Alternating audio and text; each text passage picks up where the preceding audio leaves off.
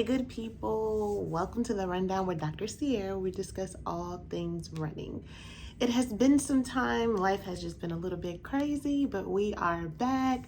I hope that y'all have still been running in this little interim that we've had. And I'm so excited about today. Today, we are talking about running in the heat.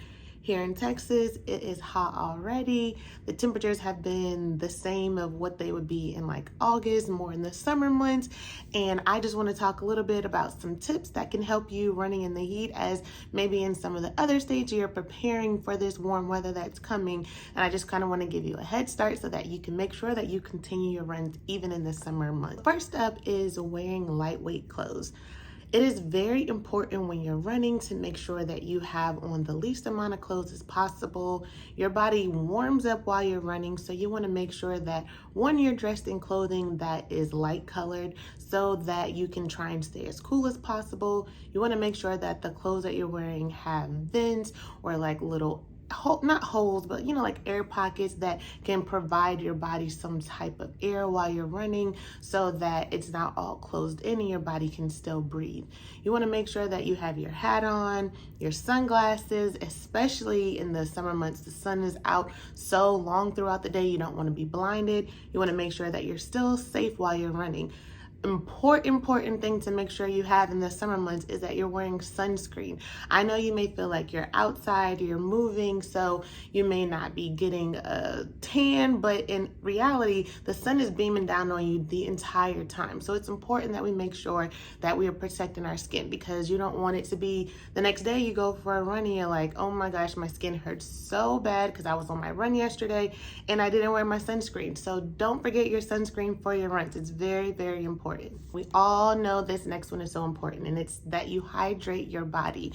It is important to not wait just before your run to get some fluid into your body. You want to make sure that you are preparing your body an hour or even a few, maybe like 20 minutes before your run, so that your body is able to absorb what you have taken in and can help your body while you're running. If you take it right before, then that's not really going to hydrate your body until you're already kind of into your run. You want to make sure that your body is hydrated enough that you don't begin to feel dehydrated on your run because you have begun to sweat. Now, it is very important that you are putting a proper balance in your body. You want to make sure that you are drinking something that has some form of an electrolyte in there, and you want to take maybe like 5 to 8 ounces about every 20 minutes so that you can keep replenishing those electrolytes that you're losing while you are running. It is very important.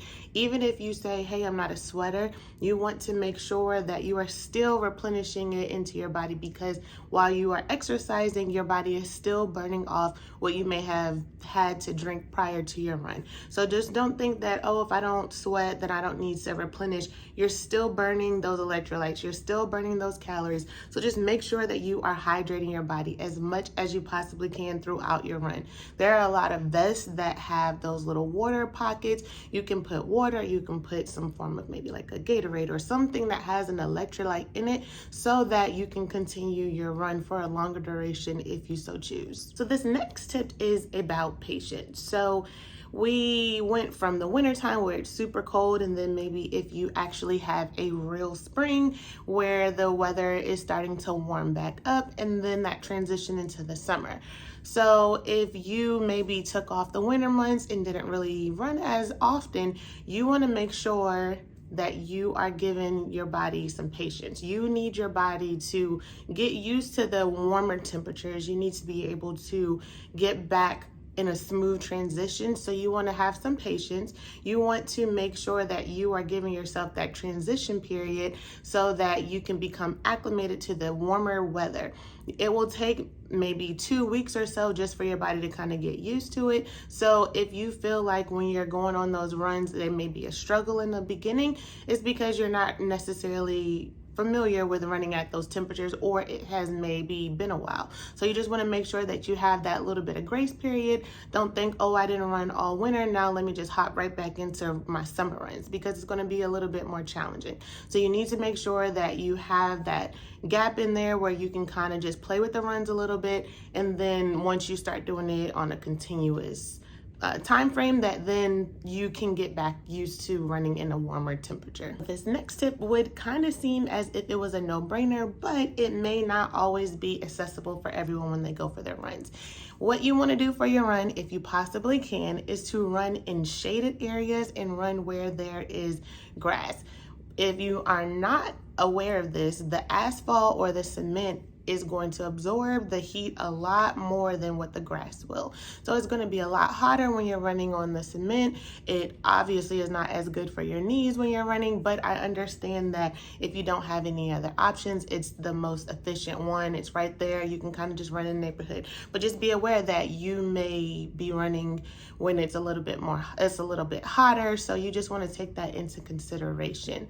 You just, if you can, find those shaded areas just to kind of help yourself stay cool while you're running, because you don't want to overheat, obviously, and especially if you're going to be out there for a long period of time, you want to make sure that you can stay as cool as possible for as long as possible on your run. I understand there may not be trees for the entire run, but if you can, just try to find those areas that can keep you cool and you can still get a nice run in, even if it's warm outside. This next tip kind of goes with the last one that I just talked about, but let's make sure that we're timing these runs appropriately.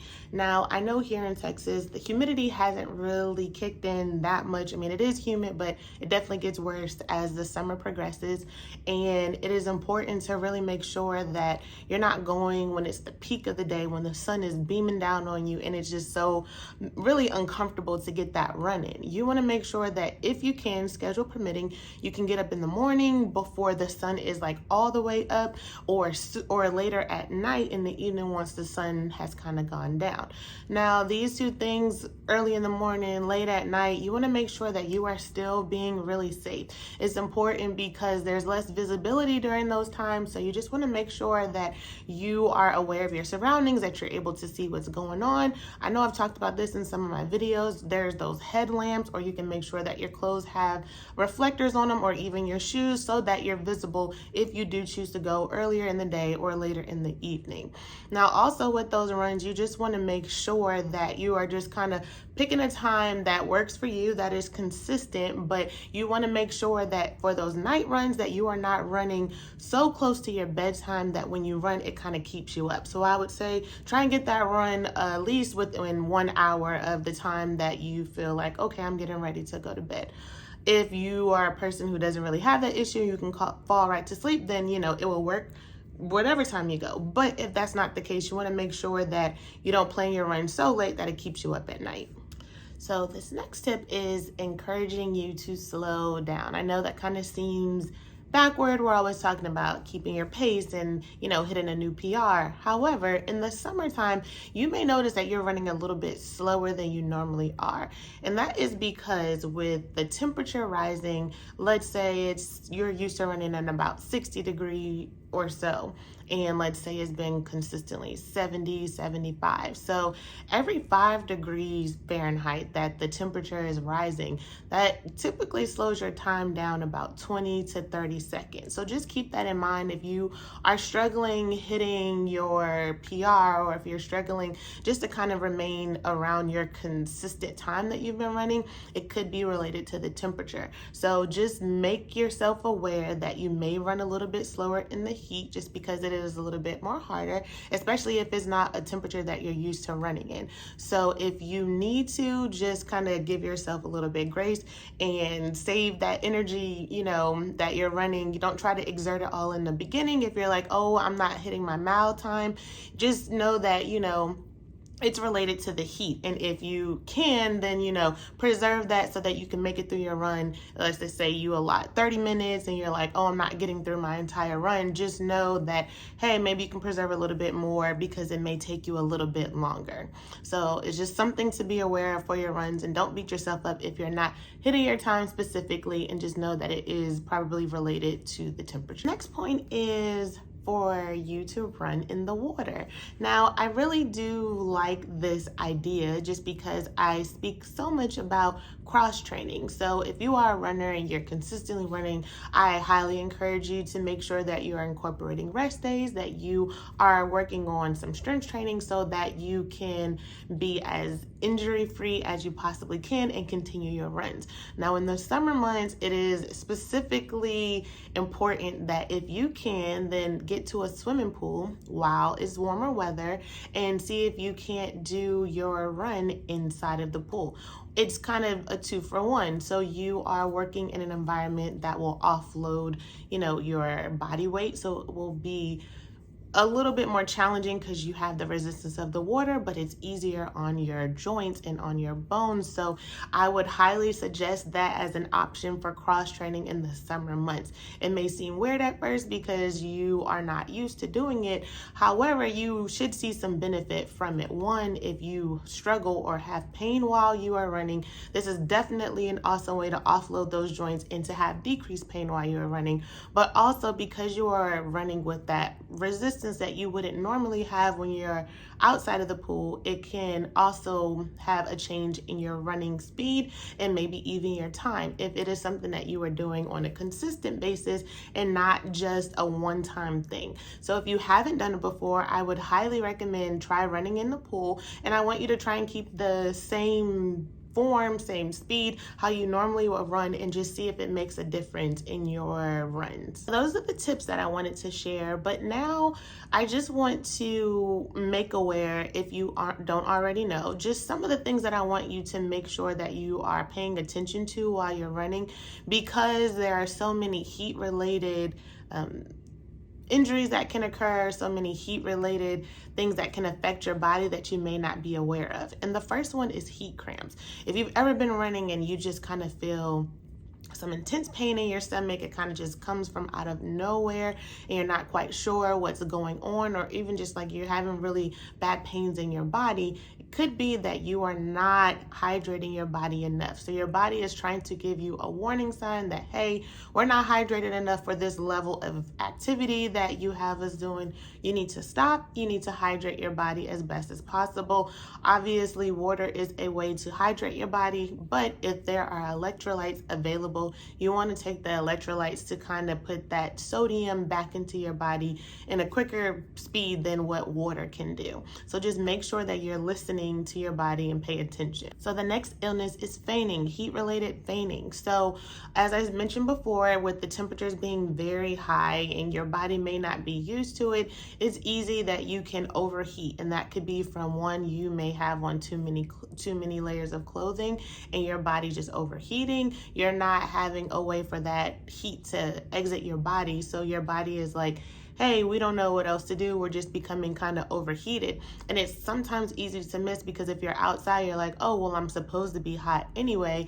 But if you have on too many clothes and then you're hot, the sun is beaming down on you, you're not hydrated enough. All of these things can kind of make your body be out of whack, and it kind of confuses the body, which is often why sometimes when people are overexerting themselves, this is when they kind of fall or faint.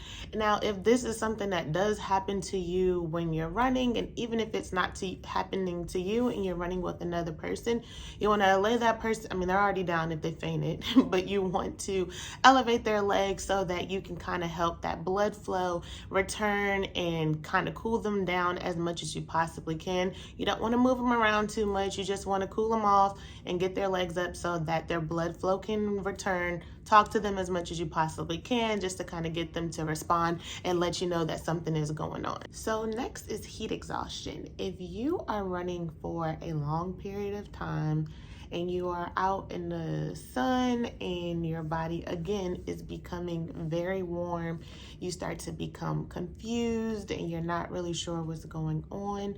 You kind of are dizzy, you may become nauseous. These are signs that you may be experiencing heat exhaustion. And in this instance, you need to sit down, apply a cold pack to your neck to help cool your body down. Again, get some fluids into your system to help bring your temperature down. You want to make sure that there is some form of sodium, if you can, in what you're drinking, or maybe in what if you're able to eat anything. You just want to make sure that you are bringing your body temperature down as fast as you possibly can, so that you don't continue to have those symptoms of confusion and disoriented. You want to make sure that you can just kind of bring it down quick so you can kind of feel a little bit normal again. Now, heat stroke happens when you have definitely overexerted your body.